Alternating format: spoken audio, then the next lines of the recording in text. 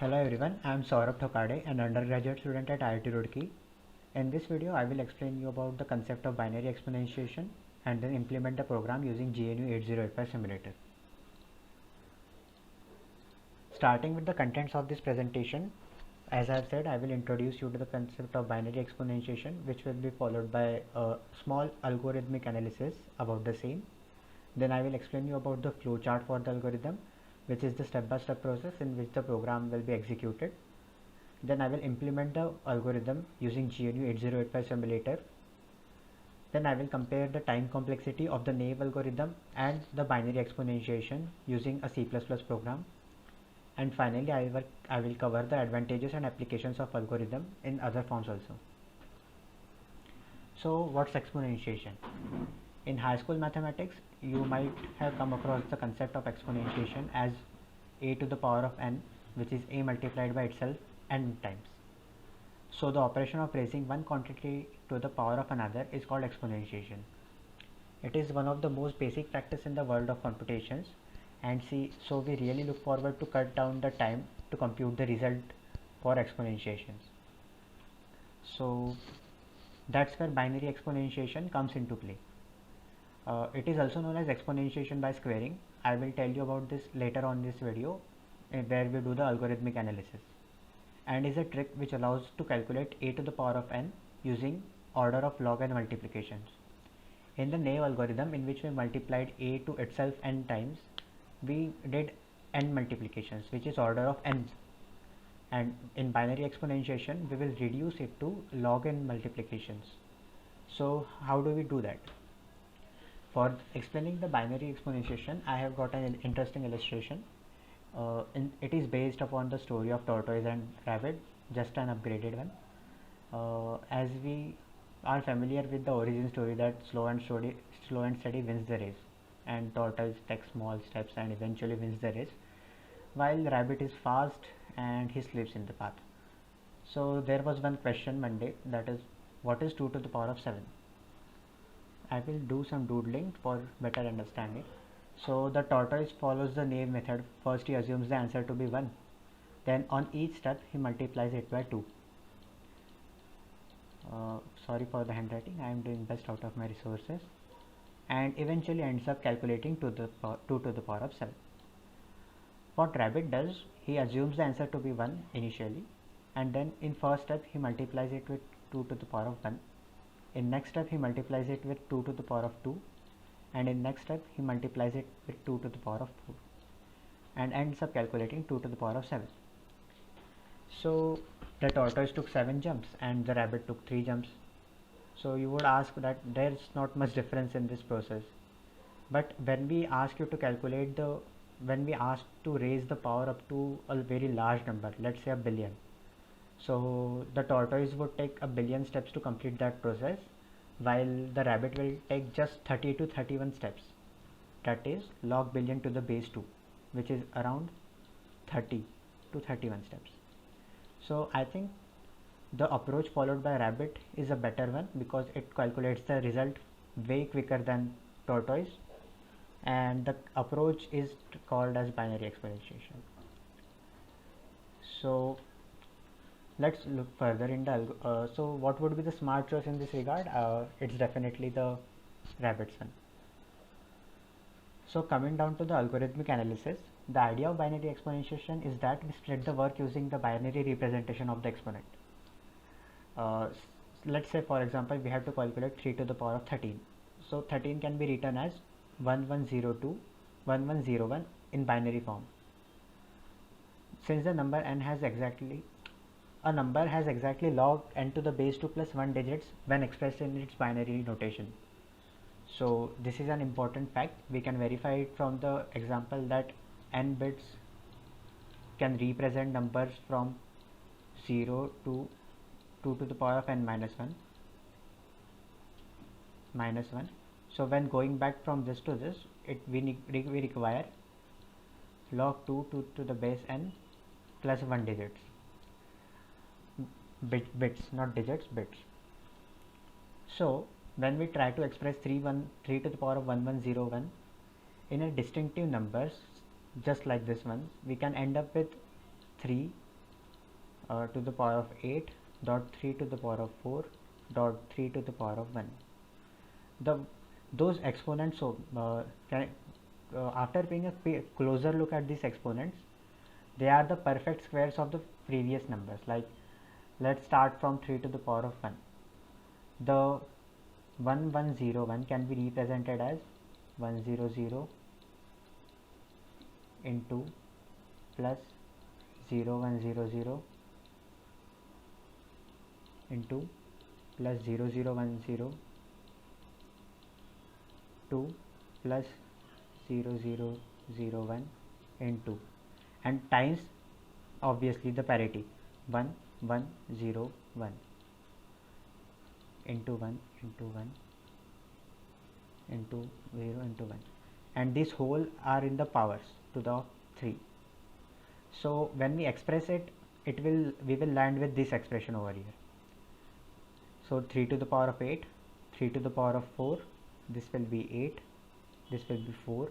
Since the bit over here is 0, so this will end up with 0 and this will end up in 1. So it is nothing but 3 to the power of 8 dot 3 to the power of 4 dot 3 to the power of 0 dot 3 to the power of 1, which is indeed 3 to the power of 13.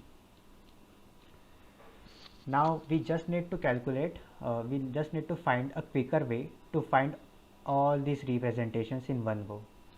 That is the power of a to the power of 1, the powers a to the power of 1, a to the power of 2, a to the power of 4, up till a to the power of log n to the base 2. So we are quite lucky because in every step we are just squaring the previous base. Let's make a table for this algorithm.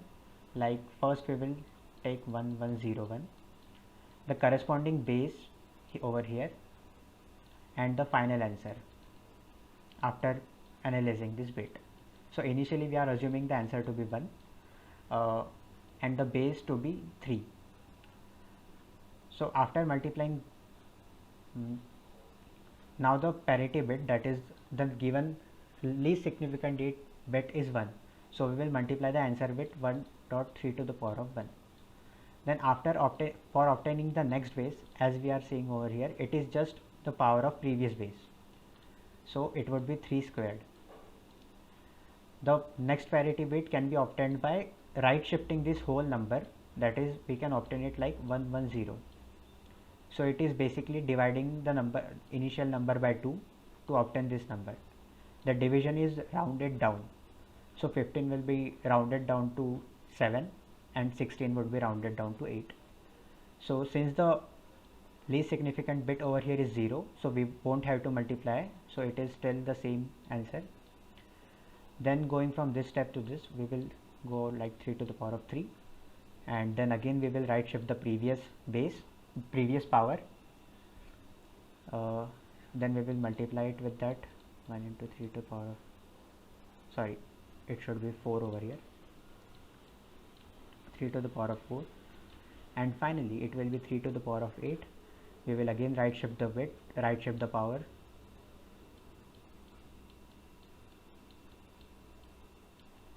since the least significant bit is 1, we will multiply it with the answer. We will obtain 1 into 3 to the power of 1, 3 to the power of 4 dot 3 to the power of 8, which is indeed 3 to the power of 30.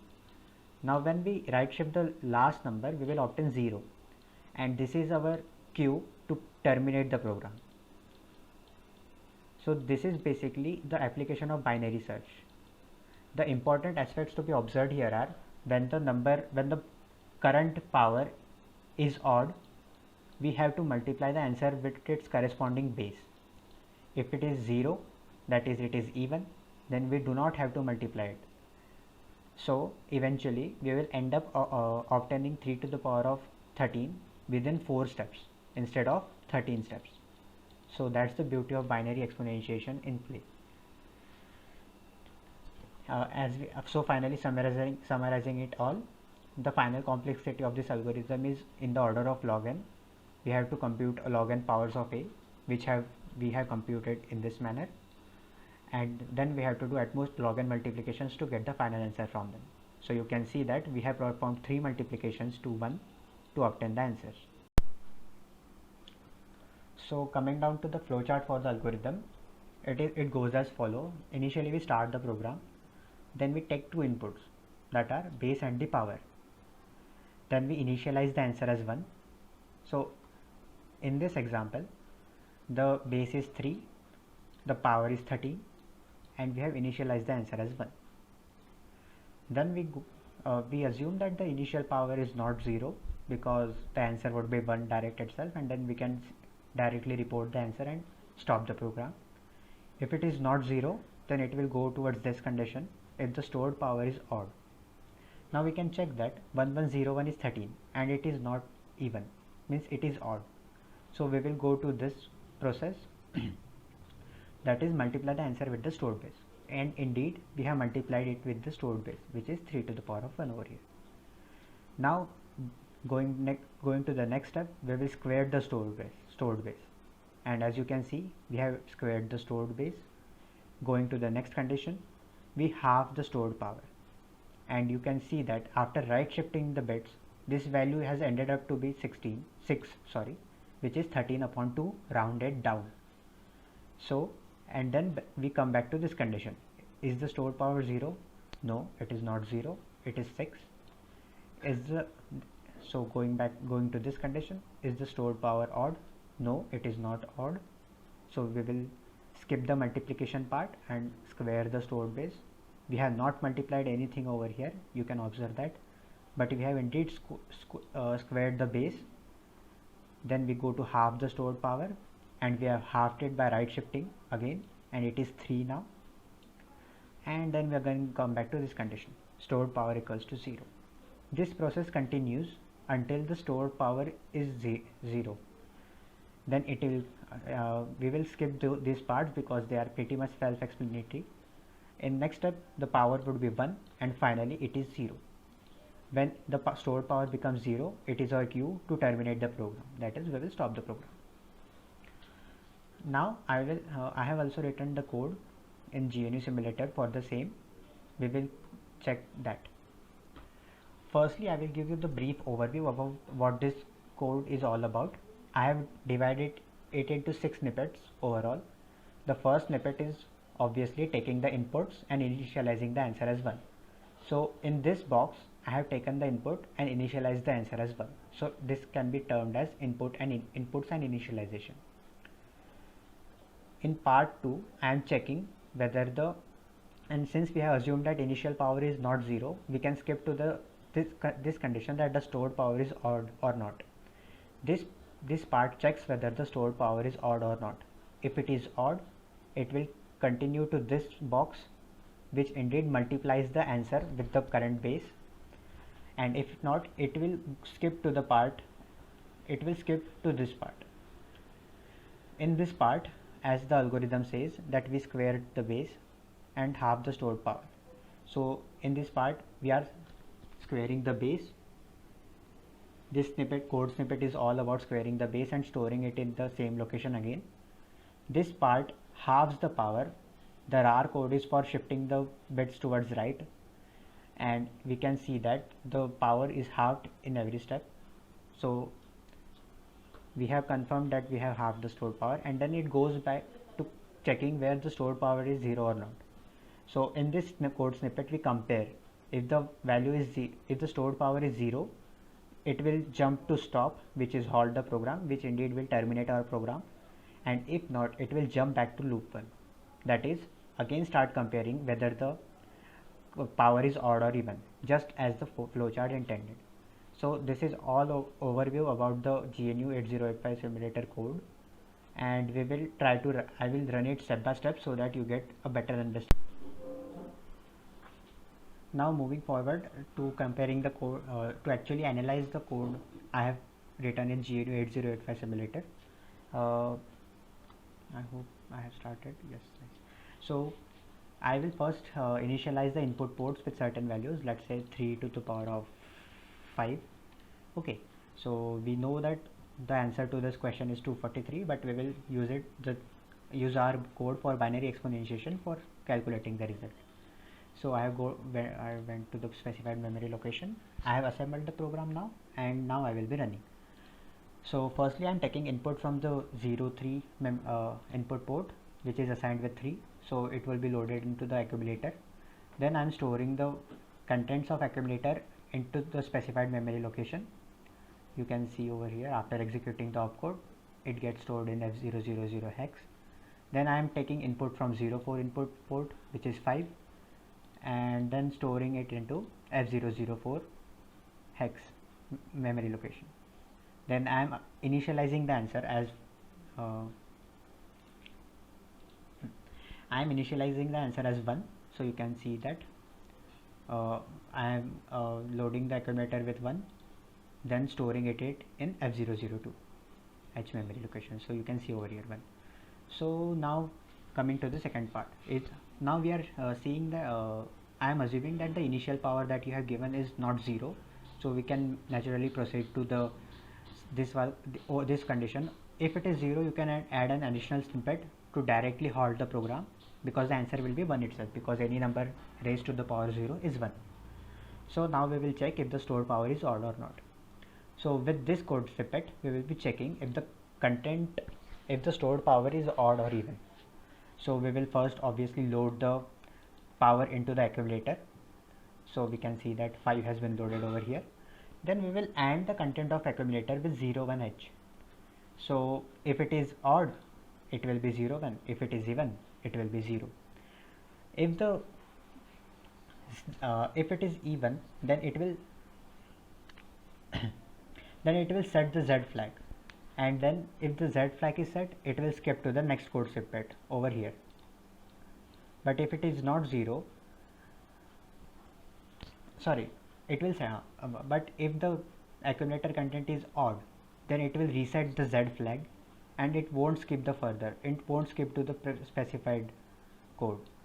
It will continue to execute the next instructions. So what the next instruction where is the stored power is odd? Yes, 5 is odd, so we will multiply the answer with the stored base. Now we will see that it has moved on to the next part of code, where we multiply the current answer with the current base. So firstly I am loading the current base into the BC register pair, step by step. First I have taken from 0F00H, and if the base is 16-bit, I am taking the another nibble as well. So, and then I am loading the current answer. I expect that the maximum answer could reach up to the fact that it can be expressed in 8-bit, but if it is in 16-bit, that will be no problem. So we will load both the memory location into the DE register pair. So F002 content would be loaded into into E, and F003 would be registered into D, just like higher nibble and lower nibble. So now we are initializing H with 0000 hex. So we will while multiplying the current base and with the current answer, we will store the answer in HL pair. There is as such no program for multiplying two numbers, so we will follow the concept of repetitive addition. We will use a counter and add the same number to itself, that counter number of times. So while looping, we will use counter as a terminator. Now how we can do that? Now let's say I am adding 3 to 5. So it can be well expressed that 3 is added to 3. We can represent 3 into 5 as 3 plus 3 plus 3 plus 3 plus 3. So I will use 5 as a counter and add 3 into the HL pair 5 times. So that is what we are doing over here. I have loaded the current base into as a counter in B, and then I will be looping for adding the DE register pair into HL register pair. That is what is executed by DAD. It calculates the sum of HL and DE pair and stores it back into HL pair. So each time we do this each time I execute this instruction, I decrease the counter obviously, so that the answer is correct, and it will loop 3 times over here and yield 3 in HL pair. You can see that HL pair has become 3 and the BC register pair has been restored to 0. Now we will store this HL pair results into the F002, that is naive answer we will have is 3, and you can see that here it has been updated. Now coming back to the part where we square the stored base, where we square the stored base. So if we have, now we have to square the stored base. Squaring is nothing but multiplying the given number by itself. That is, if we want to find a square, it is nothing but a into a, that is adding a number of times. So again it is the same process as before, because we are multiplying a to itself, that is the new current base to itself. So we will load the current base into B register, and we will again load the power in base into E register. Same thing again, we will initialize H with 0000 in hex. Then again we will apply a loop with counter being BC. Same thing, D, that is we will store the sum of HL and DE pair into HL itself, and then decrease the B. See, the B has been decreased over here, and then we will loop throughout again. So you can see that HL pair has now become 9, which is indeed 3 squared. So the stored base was 3, now it is 9 in HL pair, and we wish to restore it in the given memory location. So we will be restoring it in the given memory location with these commands, by initializing the memory location and then moving the contents to the specified memory location. So you can see that 9 has been updated over here. Now the next thing is we halve the stored power. So obviously we load the stored power into accumulator first. So you can see that 5 has been loaded over here. Then we use the instruction RAR. It right shifts the bits effectively, and so the number is halved down, as I have explained in this nice diagram over here. So when we right shift the number, it is eventually halved and it is rounded down. So 13 is rounded down to 6 over here, so 5 will be rounded down to 2. So you can see that it has been rounded down to 2, and we have again stored the current power into its own memory location, that is F004. So you can see that it has been replaced with 2. Now we will compare. Now we are initializing B with 01H, and we will use the comparison operator, that is CMP opcode, for comparing the contents of B register with the accumulator pair. So the carry flag will only be set when the accumulator will be 0, as it is less than the contents of B register, else it will be reset. So now we can see that 2 is not equals to 0, so the carry flag is not set to 0 over here, and we will jump to loop 1, not jump to stop, but jump to loop 1. So again the same instructions will be carried out again. That is the next process where we see that in next process the accumulator content would have been 2. You can go back in video, as I have skipped somewhat. So the accumulator content was 2 and it was not odd, so we just skip down to and it is not odd, that is it is even. So if the accumulator content is even, we directly go to the step where we square the base. We do not have to multiply anything. So we skip to this part where we are actually squaring the base for the new current base. We are moving the same thing again. Now you can see that the new HL pair content would be the square of the current base. So it is 81 now. Now similar thing again, we will right shift the register pair. The accumulator content becomes 1 and it is not equals to 0, so it will again execute 01. So you can see over here now that the answer is 3. The stored base is 81 and the accumulator content is 1.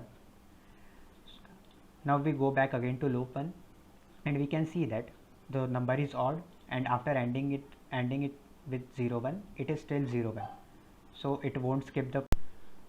So we are loading the current base for multiplying it with the current answer. Similar thing again. So we have loaded the current base in BC register pair. 51 is nothing but 81. So we have loaded it into BC pair. We have loaded the current answer, which is 3.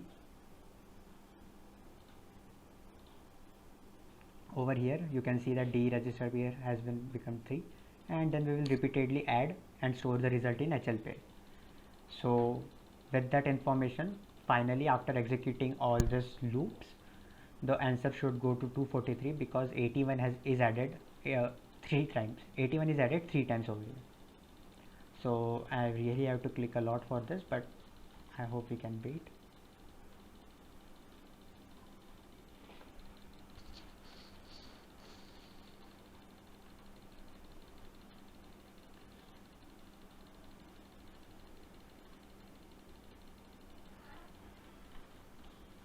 So now we are over here where BC register pair is 0, so loop should terminate. Okay, now we can see that the HL pair is at 3. If we press this button once more, yeah, so you can see that the new answer is 243 and F3 converted is 243.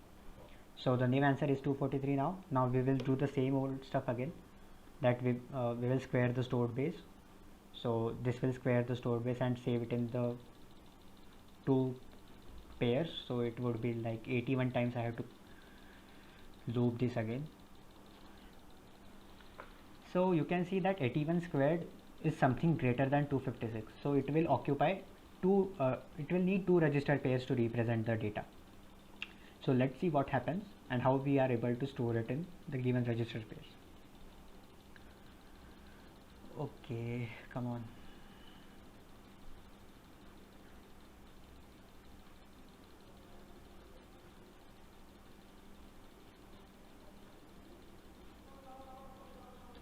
So BC register pair has been counted down to 0 and the current HL pair is 19A1. So if I convert this to decimal, it is 6561, which is indeed 3 to the power of 8, that is 81 squared. So storing it back into the given memory locations, we can see that after converting A1 into decimal, it is 161 and it has been stored in F000, which is the lower nibble, and 25 has been stored in the higher nibble, which is nothing but 19 hex converted is 25 decimal. So we have stored the power in these 2 register pairs. Now we will do the step where we half the stored power. Now the current power, we load it into the accumulator, it is 1, and when we half it, it becomes 0, and we store the accumulator content back into the place where we store the current power. So it has become 0. Now we again compare, initialize B with 0 1 and compare it with the accumulator content. Now remember, I have said if this jump will only be carried out when the carry flag is set, and the carry flag is only set when the accumulator is 0, that is less than the content of B register pair. So this time it will skip to stop and it will halt the program. So now you can see that after carrying out this much process, we have the current base stored over here and the answer. So with binary exponentiation, we have calculated this answer, that is 3 to the power of 5. So this was the algorithm that I have implemented in 8085's microprocessor simulator. Now going back to our presentation, I have implemented the algorithm using GNU 8085 simulator. Now I will show the comparison of time complexity using C++ program. So you will have to bear with me on this one. Okay.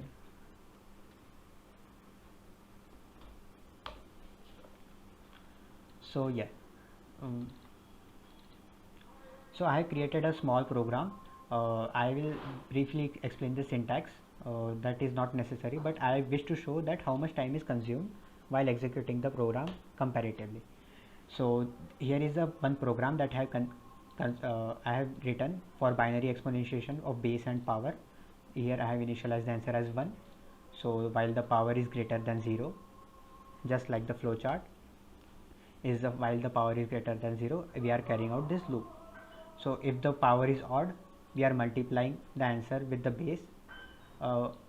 Ignore percent mod for this one because I will explain it later on. These operations, there are 2 operations carried out over here. So I am increasing the number of operations which I have initialized as 0 with 2. I am increasing it with 2 because 2 operations has been carried out in this process. Then I am obviously squaring the base into base, then taking the modulo of that percent mod. Then these are also again 2 operations. Then I am right shifting the power over here, and this is one operation, and then I am returning the answer. This is another program called Slowpoke, which is the naive implementation or the tortoise approach. I have initialized answer as 1, and while the power is greater than 0, I have multiplied answer to the base of operations to increment of 2 operations, and then I have reduced the power by 1, again operation 1. So I have told you that while calculating huge numbers, the time complexity matters. For your information, you must be wondering why I have taken percent, like why I have taken modulo over here. I have used a modulo operator which calculates the remainder when this number is divided by this number. I have initialized mod as a prime number, that is 1 billion plus 7 basically. So I have initialized base to 69 and the power as 420, 420, 420. They are huge numbers. So if we want to calculate, let's see how much time we will require. So I have initialized number of operations to 0. I have started the clock over here. I have carried out the binary exponentiation command program over here, and then I have stopped the clock. So this particular, what this stuff does is calculates the point difference between the two clock timings, and obviously I have in every step I have increased the number of operations according to the operations taken place. So first I will output the number of operations, then I will calculate the time taken by processor to calculate that question, to calculate that answer or to execute that program. Then similar thing I have done with the Slowpoke program. These are basically telling you the number of operations carried out during the execution of a particular program and the time that is required to do so.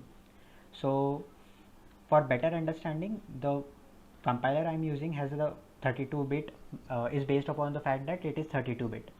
What I have executed in 8085 simulator is that it is 8-bit microprocessor.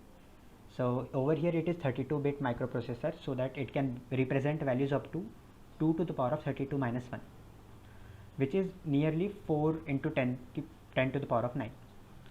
So, and when we use the register pairs, the limit exceeds to 10 to the power of 18. That's why we cannot, to avoid integer overflow, I have taken the remainder over here. That's why these operations are necessary to avoid the integer overflow. So after executing this program, you can see that the first program has been executed in nearly 0 milliseconds. As I've told you, it is an 8-bit 32-bit microprocessor, so it is able to perform about 1 into 10 to the power of 8 calculations per second. That is quite a huge number of deal. So for performing 113 operations, it has taken 0 milliseconds. Since I have already said that in 1 second it can calculate up to 1.5 to 2 star 10 to the power of 8 calculations or operations. Because the clock cycle is in gigahertz, that is itself 10 to the power of 9, and if we calculate the clock cycles required for each operations, so we can roughly estimate that it performs up to 1.5 to 2 into 10 to the power of 8 operations. So for performing 113 operations, it required nearly 0 milliseconds. But for calculating this huge number of operations, let me separate it for you. So for this huge number of operations, it has taken about 5480 milliseconds, which is roughly 5.5 seconds. So you can feel the difference over here regarding the time complexity of execution of the program. I will give you 10 seconds to read those things so that you better understand that the answers are same, but number of operations differ with a huge value, and the processor time is also saved a lot in binary exponentiation. So with that said, I will move on to the last part of this presentation, which is the advantages and applications. So as far as the advantages are considered, it is super fast, like super duper fast. So in computer science, especially in the field of public key cryptography, the operation of modular exponentiation that calculates the remainder when an integer b raised to the eth power is divided by positive integer m, the modulus. The same thing that I have done over here, I have taken use the modulo operator and with and calculated the product percent some number, that is remainder of some number after dividing it with that number. So this is widely used in the public key cryptography, and it speeds up the calculations for computing because time is the key over there. So as I've already said, it performs faster calculations in almost every algorithmic practice. Like for example, calculating modular multiplicative inverse. Sometimes in the factorial programs, you have to calculate huge numbers. Like let's say you have to calculate 500C 200. Okay, I will use a board.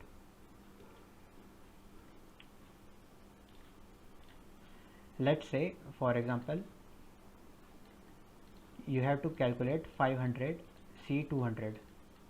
So you can't be like, I will first calculate 500 factorial, then divided by 300 factorial, then divided by 200 factorial.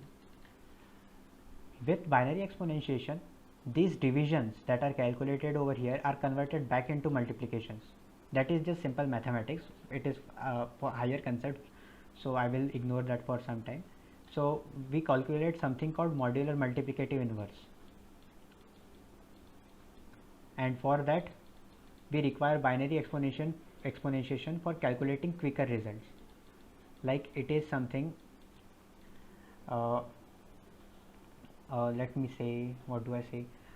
So a given number is raised to the power of 100000005, and this whole operation is carried percent 10 to the power of 9 plus 7.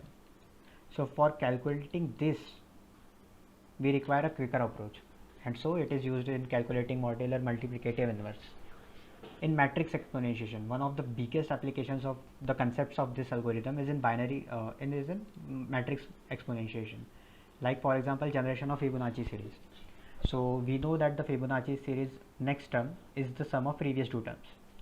So if you want to represent this in the form of matrix, so let me put a vector over here. So it can be represented 1110 into fn minus 1 and fn minus 2. So obviously you can observe that this will be a recursive function. Like this can again be written as 1110 into fn minus 2